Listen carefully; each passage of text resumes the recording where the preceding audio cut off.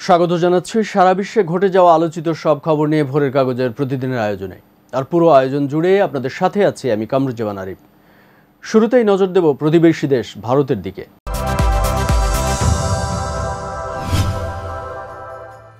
সব জল্পনা কল্পনা শেষে ভারতের প্রধানমন্ত্রী পদে তৃতীয়বারের মতো শপথ নিলেন নরেন্দ্র মোদী।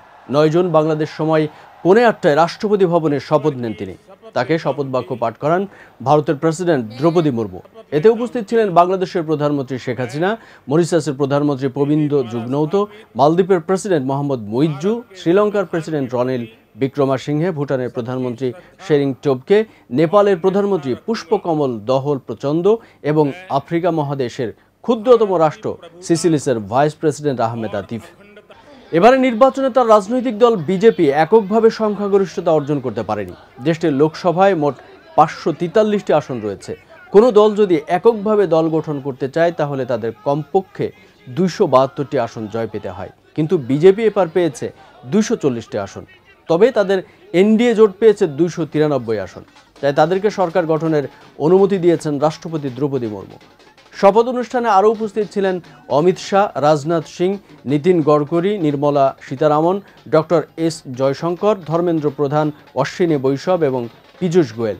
অন্যান্যদের মধ্যে ছিলেন বিজেপির প্রবীণ শিবরাজ সিং চৌহান, জ্যোতিরাদিত্য সিন্ধিয়া, জেডিইউ নেতা রাজীব রঞ্জন সিং, এইচএম নেতা জিতন রাম মাঝি, আরএলডির জয়ন্ত চৌধুরী, জেডিএস নেতা এইচডি কুমারস্বামী, এলজেপি প্রধান চিরাগ পাসওয়ান এবং জিতিন প্রসাদ। এর আগে ভারতের প্রধানমন্ত্রী হিসেবে নরেন্দ্র মোদীর শপথ অনুষ্ঠানে তৃণমূল কংগ্রেস অংশ নেবে না বলে সাফ জানিয়ে দিয়েছেন তৃণমূল নেত্রী ও পশ্চিমবঙ্গের মুখ্যমন্ত্রী মমতা বন্দ্যোপাধ্যায়। লোকসভায় তৃণমূল কংগ্রেসের নবনির্বাচিত সংসদ সদস্যদের সঙ্গে 8 জুন বৈঠক করেন মমতা বন্দ্যোপাধ্যায়। বৈঠকের পর তিনি বলেন, মোদীর শপথ গ্রহণ অনুষ্ঠানে তার দল তৃণমূল কংগ্রেস যোগ দেবে না। মমতা বলেন, আমরা এখনও আমন্ত্রণ পাইনি, আমন্ত্রণ পেলেও আমরা এই অনুষ্ঠানে যোগ দেব না। এই সরকার অগণতান্ত্রিক ও অসাংবিধানিকভাবে গঠিত হচ্ছে, তাই তারা এই সরকারকে শুভকামনা জানাতে পারেন না, তবে তার দেশ ও দেশের জনগণকে আন্তরিক শুভেচ্ছা জানাচ্ছেন। এদিকে টানা তৃতীয়বারের মতো ভারতের প্রধানমন্ত্রী পদে বসছেন নরেন্দ্র মোদী। এর মাধ্যমে কংগ্রেস নেতা জওহরলাল নেহরুর পর ভারতের টানা তৃতীয়বার প্রধানমন্ত্রী হচ্ছেন বিজেপি নেতা নরেন্দ্র মোদী।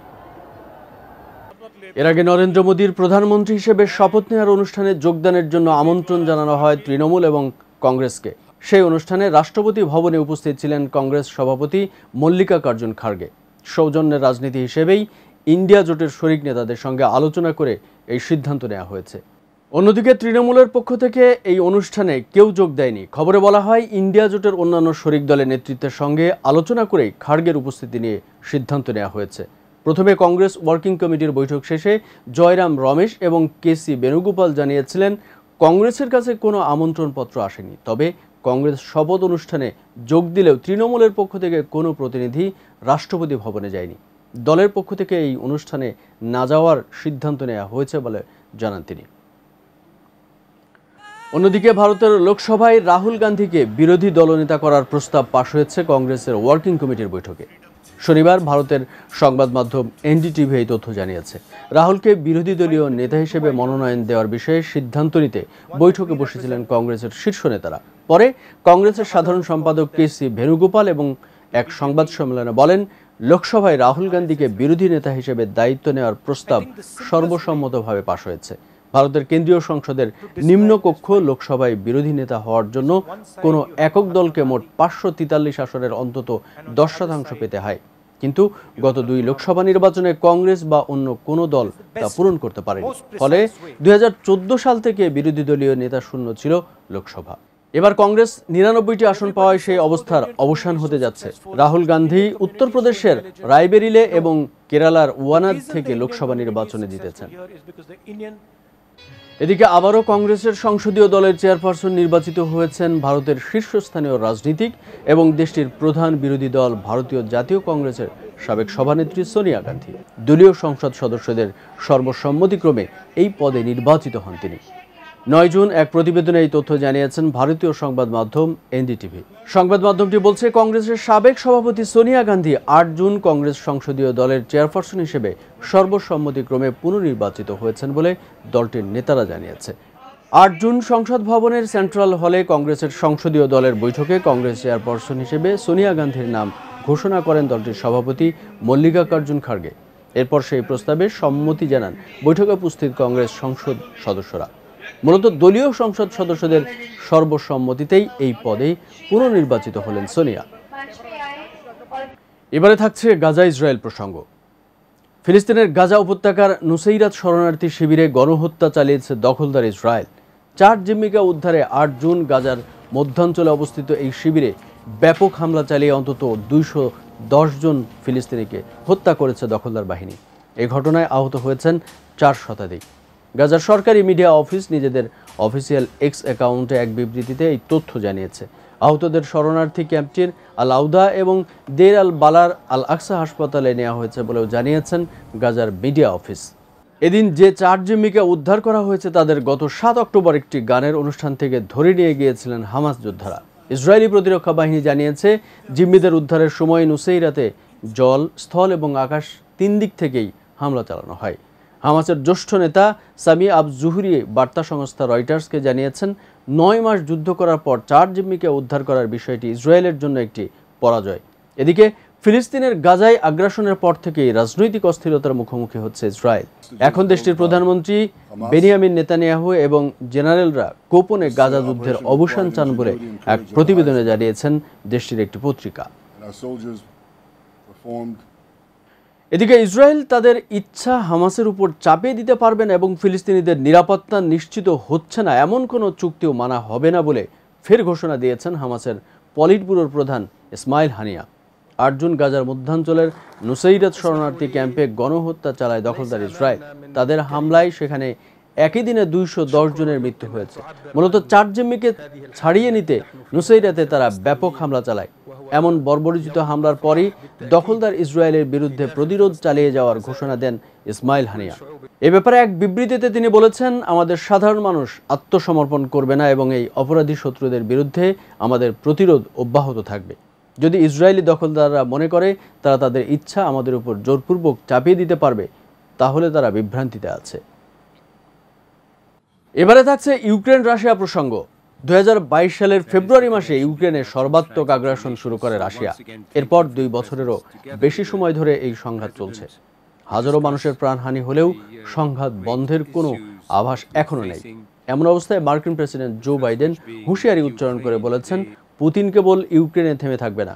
অন্যদিকে রুশ আগ্রাসনের বিরুদ্ধে চলমান লড়াইয়ে ইউক্রেনকে সমর্থন অব্যাহত রাখার কথা পুনর্ব্যক্ত করেছে যুক্তরাষ্ট্র ও ফ্রান্স। 9 জুন এক প্রতিবেদনে এই তথ্য জানিয়েছে সংবাদ মাধ্যম আল জাজিরা। প্রতিবেদনে বলা হয়েছে, ফ্রান্সের রাজধানীতে অনুষ্ঠিত এক বৈঠকে রাশিয়ার বিরুদ্ধে যুদ্ধে ইউক্রেনের প্রতি সমর্থন পুনর্ব্যক্ত করেছে যুক্তরাষ্ট্র এবং ফ্রান্স।